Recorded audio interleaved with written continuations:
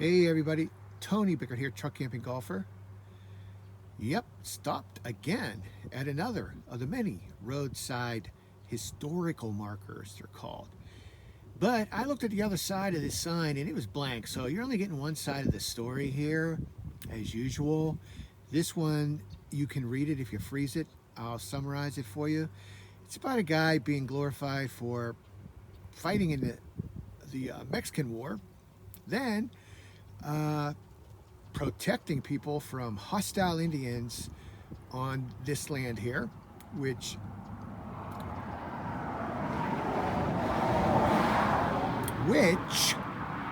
before the Americans got here was occupied already, and it was being used by the Mexicans and Native Americans.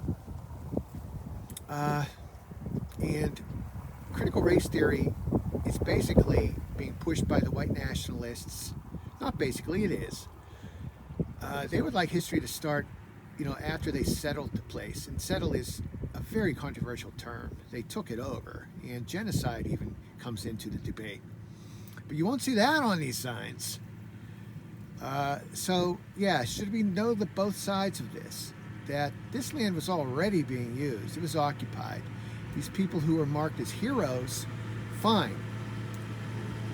But the other side of the story that journalists and teachers talk about, that's being squashed.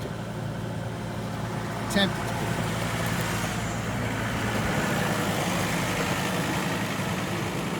There's a farmer there. A nice guy, I saw him earlier, I waved to him. Is he to blame? I'm not blaming anybody here. I think that manifest destiny, which was a patriotic term back then, means take over whatever you come across. That's our nature. It might be true, we're a warring nation. A warring species. So I'm not here to blame anybody. That's not what teachers and journalists do. They do get both sides of the story for you, though. And the truth is somewhere in between this sign and that cactus.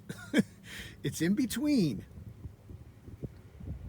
That's where the truth is. It's a little messy too, but it's in the gray area. A lot of people like black and white, black or white, and they pick a side, they stick with it no matter what. Okay, but the truth is in the middle, the gray area. It's a different color. Red does not change though. Red is blood, the color of blood, and that's what's going to happen in the next civil war, which is coming. We can't vote still. I imagine that we can solve all this if everybody got off their duffs who were not white nationalists and voted these people out tomorrow, whatever the next election is, local or national. It's enough out of me.